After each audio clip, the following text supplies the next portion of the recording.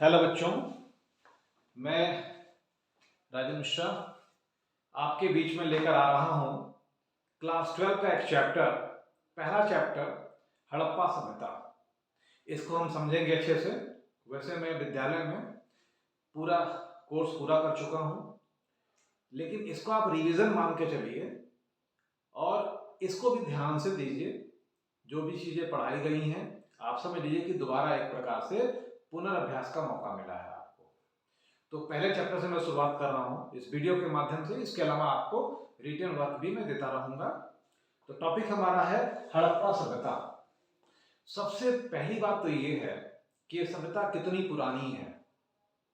देखिए, अलग अलग विद्वानों ने अलग अलग डेट्स दी है, लेकिन जो साइंटिफिक मेथड है जिसको कार्बन डेटिंग कहते हैं, कार्बन डेटिंग के द्वारा जो इसकी एज निकाली गई है वह है आपकी 2350 BCE टू 1750 BCE। यहां पर जो मैं BCE लिख रहा हूं इसे कहते हैं, इसका फुल फॉर्म होता है बिफोर कॉमन एरा। वैसे किताबों में BC लिखा होगा, लेकिन आज के संदर्भ में इतिहासकार BC नहीं लिखते बल्कि BCE लिखते हैं। बिफोर कॉमन एरा का मतलब ये हो गया कि ईसवी सन के आरंभ होने के पहले की जो घटनाएं हैं उसको हम BCE के रूप में रिप्रेजेंट करते हैं। तो ये कितनी पुरानी है ये मैंने आपको बता दिया। इस सभ्यता की खोज कैसे हुई, तो इसमें एक इंटरेस्टिंग स्टोरी है, वो मैं आपको सुना रहा हूं। देखिए, रेलवे लाइन बिछाई जा रही थी ब्रिटिश काल में, और जब रेलवे लाइन बिछाई जा रही थी तो ब्रिटिश सरकार को रेलवे ट्रैक पर पत्थर बिछाने के लिए चाहिए थे।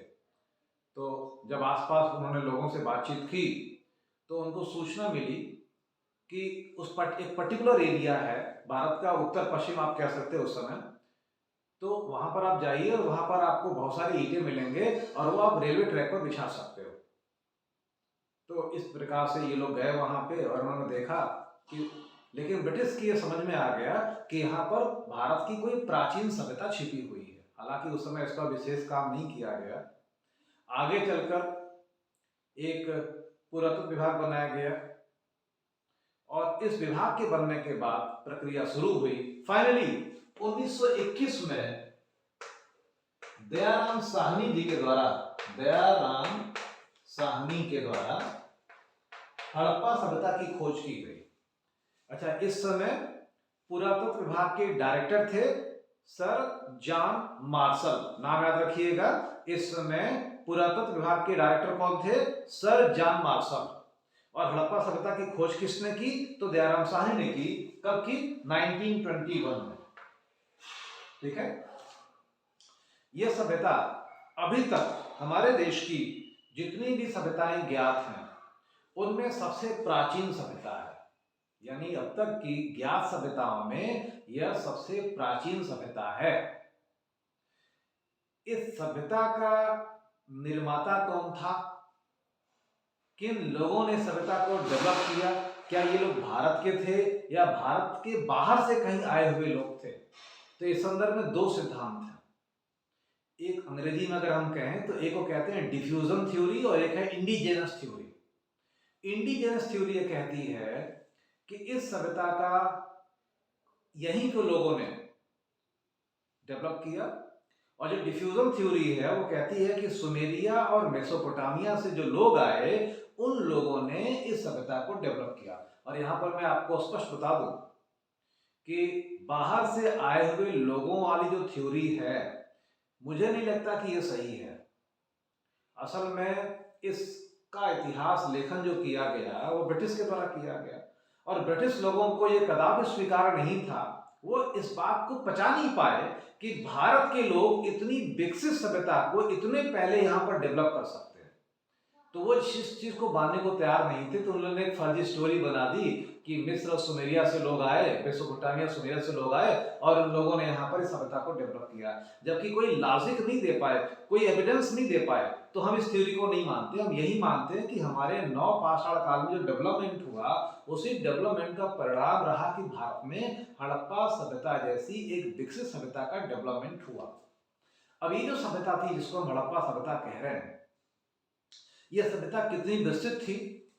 अगर इसका पूरा एरिया आप देखेंगे तो 12,99,600 वर्ग किलोमीटर इसका पूरा दायरा था। कितना? 12,99,600 वर्ग किलोमीटर। और आज की डेट में अगर आप देखेंगे इस पे और ज्यादा जो काम हुआ है, अब करीब ये 20 लाख वर्ग किलोमीटर तक हो चुका है। यानी काफी बृहद रूप से ये सभ्यता विस्तृत थी। भारत के किस हिस्से में थी? तो उत्तर पश्चिम में। ठीक है। इस सभ्यता की सबसे प्रमुख विशेषता क्या थी? अगर ये प्रश्न हो तो इस सभ्यता की सबसे प्रमुख विशेषता थी इसका अर्बनाइजेशन, यानी इसका नगरीकरण या नगरीय स्वरूप। आपको सुनकर आश्चर्य होगा कितनी प्राचीन सभ्यता होने के बावजूद इस सभ्यता के नगर पूर्णतः सुव्यवस्थित ढंग से स्थापित थे। यहाँ का जो नगर नियोजन है, टाउन प्लानिंग का जो कॉन्सेप्ट है, वो काफी बेहतर था। एक उदाहरण के रूप में अगर आपको दूं मैं, तो नालियां पूरी तरीके से कवर्ड थी, सड़कें चौड़ी चौड़ी थी, मकानों की जो ओपनिंग होती थी वो मेन रोड पर न होकर अंदर गली की तरफ होती थी, और सड़कें एक दूसरे को संपूर्ण पर काटती थी। मकानों को बनाने के लिए जिन ईंटों का प्रयोग होता था, उन ईंटों को आग में पकाते थे। हालांकि कुछ कच्ची ईंटों के मकान भी मिले हैं। यानी इनका जो आर्किटेक्चर है वो काफी डेवलप था। और एक चीज और भी है, क्योंकि प्लान्ड सिटी है तो निश्चित रूप से जो गवर्नमेंट की जो बॉडी रही होगी, जो इन चीजों को रेगुलेट करती होगी, गवर्न करती होगी, वो काफी डोमिनेंट रही होगी, इफेक्टिव रही होगी, एडमिनिस्ट्रेशन भी प्रॉपर रहा होगा। आज आप देखिए ना, इतने मॉडर्नाइजेशन के बावजूद जहां इच्छा होती है लोग घर बना डालते हैं, और डेवलपमेंट अथॉरिटी जो है वो ज्यादा सही से काम नहीं कर पाती। लेकिन उस समय की अगर आप बात देखें तो पूरी तरीके से सब कुछ प्लान्ड वे में डेवलप हो रहा था। इट मींस कि जो गवर्निंग बॉडी थी वो काफी इफेक्टिव थी और प्रॉपर तरीके से वो काम कर रही थी। तो एक तो हो गया कि इनका आर्किटेक्चर काफी स्ट्रांग था, बेहतर था। अच्छा, जो चिनाई होती थी उसका जो मेथड है उसको कहते हैं इंग्लिश बॉन्ड सिस्टम। ये मैं आपको बना के बताता हूँ इंग्लिश बॉन्ड सिस्टम होता क्या है। आज भी ईंटों की चिनाई इसी प्रकार से होती है। इसमें आप देखिएगा, एक ईंट, दूसरी ईंट, बीच में सीमेंटिंग मटेरियल। अच्छा, नीचे जब इसके ऊपर और ईंट लगाते हैं तो इसको थोड़ा सा डिस्टेंस मेंटेन करते हैं, एक ब्लॉक बन जाता है और ये ब्लॉक स्ट्रांग हो जाता है। इस प्रकार की चिनाई सिस्टम को हम कहते हैं इंग्लिश बॉन्ड सिस्टम, और इस प्रकार से चिनाई की जाती थी।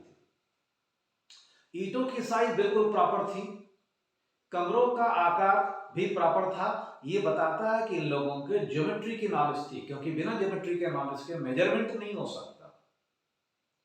इस स्थापत्य में इनका जो सबसे महत्वपूर्ण रचना मानी गई है वह है इनका महास्नानागार। इसके अलावा और भी अनेक प्रकार के निर्माण कार्य इनके द्वारा किए गए। तो ये तो हो गया सभ्यता के फीचर्स के बारे में। इसके अलावा और भी कई सारी चीजें हैं, जैसे सभ्यता के लोगों को लिपि का ज्ञान था, यानी लिखना जानते थे। इनके लिखे हुए एविडेंसेस मिले हैं कई स्थानों से, लेकिन अनफॉर्चुनेटली अभी तक हम उसको डिकोड नहीं कर पाए, यानी उस लिपि को हम पढ़ नहीं पाए, यानी उसे हम पढ़ना नहीं जान पाए। इसके अलावा इस सभ्यता के लोग, अगर आप देखोगे कि धार्मिक विश्वास क्या थे, तो इसमें जो एविडेंसेस मिले हैं उसके बेस पर यह कहा जा सकता है कि एक पशुपति शिव के उपासक थे और मदर गॉडेस को ये मानते थे, क्योंकि बड़े पैमाने पर स्त्री की मूर्तियां, मिट्टी की मूर्तियां मिली हुई हैं। अच्छा, इनके यहाँ आप देखेंगे आर्ट एंड आर्किटेक्चर भी काफी डेवलप था, एडवांस था। इनका ट्रेड रिलेशन भी लोगों से, दूसरे देशों से अच्छा था। लोथल से एक डकयार्ड मिला है। फार्मिंग के बारे में जानते थे, अनेक स्थानों से हमें खेती के साक्ष्य मिले हैं, इरिगेशन सिस्टम के एविडेंसेस मिले हैं। कुल मिलाकर हम कह सकते हैं कि हड़प्पा सभ्यता भारत की सबसे प्राचीन सभ्यता होने के बावजूद एक विकसित सभ्यता थी और इसमें नगरीकरण के सारे फीचर्स विद्यमान थे। तो इस चैप्टर में यहाँ तक ये समझने के लिए था, इसको ध्यान से आप सुन लीजिएगा, इस वीडियो को देख लीजिएगा। इसके अलावा इस चैप्टर के क्वेश्चन मैंने आपको भेजे हैं और कुछ क्वेश्चंस मैं आपको और भेजूंगा, तो जो क्वेश्चंस मैं भेजूंगा इसको कॉपी में नोट कर लीजिएगा। Okay, thank you.